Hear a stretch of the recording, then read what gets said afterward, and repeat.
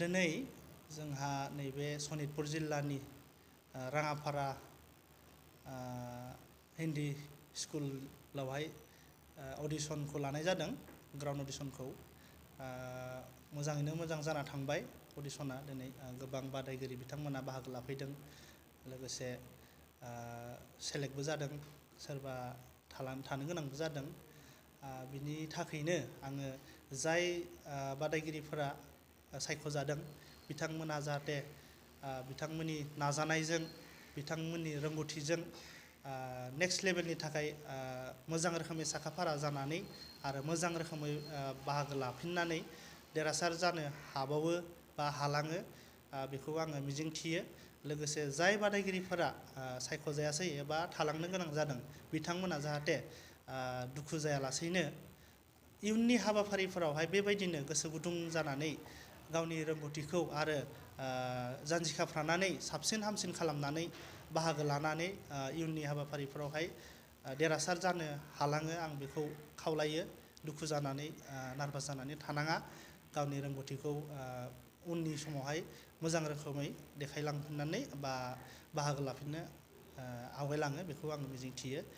लोगोसे जोंहा दिनैनि बे सनितपुर जिल्लानि राङापारायावहाय लानाय जादोंमोनथ' उदालगुरियावहाय गाबोन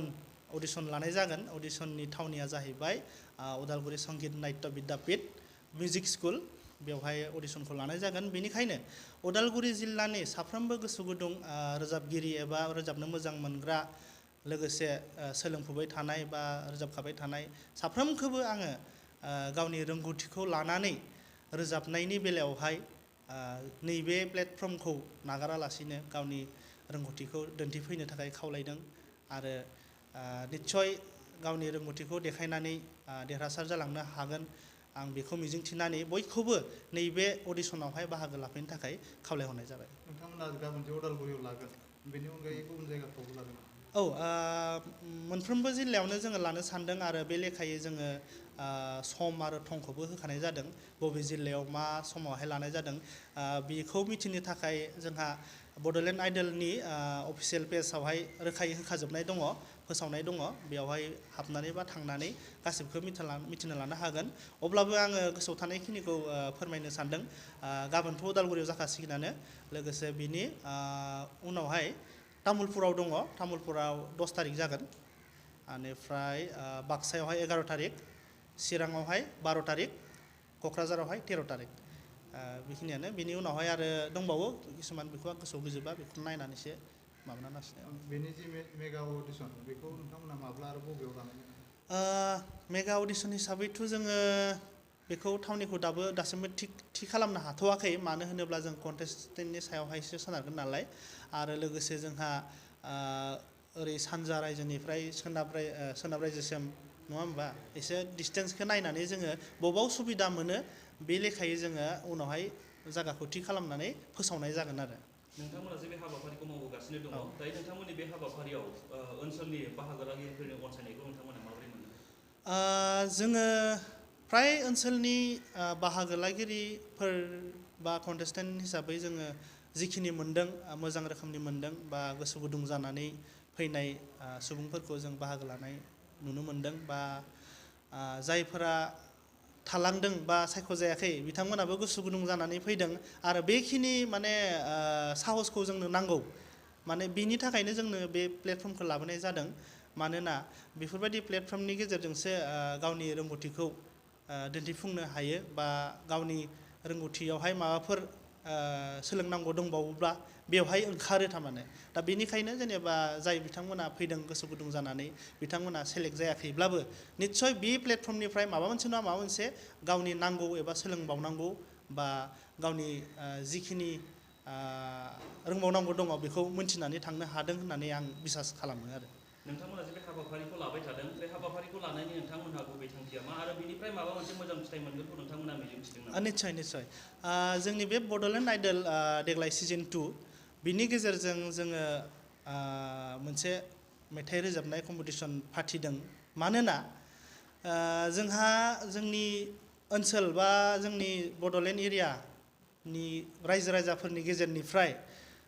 जोंनि गेजेराव मोजां माने मेथाइ रोजाबगिरि बा देंखोगिरि जोंनि गोजौ लेभेल नेसनेल लेभेलसिम जोङो दासिमबो मोजां रोखोमै फाथायहरनो हायाखै बा देरहासार जाबोनाय बायदि बेफोरबायदि मोननो हायाखै बिनि थाखायनो जोङो जोंनि नैबे ग्राउन्ड लेभेलावहाय बेबायदि प्लेटफर्मखौ नांगौ होननानै सानना लादों आरो बे लेखायैनो जोङो ओंखारबोदों जाहाथे जोंनि खना खनला बर' रायजोफोरनि गेजेरनिफ्राय जोङो जिखिनि रोंगौथि गोनां बा गावनि टेलेन्ट गोनां बे रोजाबनायनि गेजेरजों मोनसे मोजां मुं लाबोनो हायो बा लानो हायो बा जोङो बे प्लेटफर्मनि गेजेरजों बै सुबुंफोरखौ सायख'नानै बासिनानै जोङो जोंनि रायजोफोरनि गेजेरावहाय मोनसे माने मोजां मर्यादा होनो हायो बा मान होनो हायो सायख'नानै बेखिनिखौ नाजादों आरो लोगोसे जाय बिथांमोना जोंनि बे प्लेटफर्मनि गेजेरजों सायख'जानानै बा देरहासार जागोन बिथांमोननि थाखाय जोङो मोजां मोजां माने खाबु होलांनो आखायाव लादों लोगोसे जोङो निस्सय नेसनेल लेभेलसिम जोंनो लिड लानानै फाथाय हरगोन बा जों लांगोन आरो होजोंहाय बादायनानै देरहासार जाबोनो हानायनि जिखिनि गोनांथि जायो रोंगौथि बेखिनिखौ जोङो प्रभाइड खालामनो थाखाय माने आखायाव लादों आरो बड'लेण्ड आइडल हिसाबै जोङो अनलि बेवहाय बे मोनसे प्लेटफर्मावहाय रोजाबनायनिल'सो अब्लाबो जोङो नैबे सिजोनआ मोजाङै जोबना थाङोब्ला सिजन 2 नालाय दायोथ' जोङो 10 बोसोर बैसोनिफ्राय 30 बोसोरसिम जों माने लिमिटखौ लानाय जादों आरो जेनेबा अब्लाबो दा नेक्स्ट बे मोजाङै मोजां जोबनाय लोगो लोगो जोङो उन्दै बैसोनि जायफोर गथ'फोर दङ बिथांमोननि थाखाय जुनियर माने सिजन लाबोनो सानदों दा बेखौ जोङो सावरायगासिनो दङ बेसेबांखिनि आवगायबोनो हागोन बेखौ दा जों माबा बुंथ'नो हाथ'वा जों नाजादों आरो जेनेबा नेक्स्ट माबा लाबोनो थाखाय सिजन मोनसे लाबोनो थाखाय आरो बेखिनि दिनै जे बड'लेण्ड आइडलाव नोंथाङा सेलेक्ट जाबाय सेलेक्ट जानानै माबायदि मोनो खुलुमबाय गिबियावनो आंनि गोसो गोरबोनिफ्राय बयनिसिमबो गाहाम हामलायनायखौ गिबियावनो बावहरग्रोनाय जाबाय आं दिनैनि बे अडिशनाव सेलेक्ट जानानै जोबोद गोजोननाय मोन्दों उननि जे अडिशननि थाखाय नोंथाङा माबायदि थाग थियारि जागोन आं दायो नैबे फार्स्ट स्टेपाव जेरै प्रिपेयार जादोंमोन बिनिसाय आङो आरो बांसिन नाजाबावगोन बिनानाव बबेनिफ्राय फैदों आङो बेलस्रिनिफ्राय फैदों मा गामि जौगापुर दिनै जे अडिशनाव खननाय मेथाइ बेखौ ससे खननो हागोन बिरलांबाय आंनि गोसोआ गोजावबाय अखोरां सायाव नोंखौनो नागिर नागिरै नोंखौनो होसोबायनानै अनजालु अनजालु बिरलांबाय आंनि गोसोआ गोजावबाय अखोरां सायाव नों जे दिनै बड'लेण्ड आइडल बेवहाय मेथाइ खननायाव सेलेक्ट जाबाय माबायदि मोनदों सेलेक्ट जानानै आं एसे गोजोननाय मोन्दों बबेनिफ्राय फैदों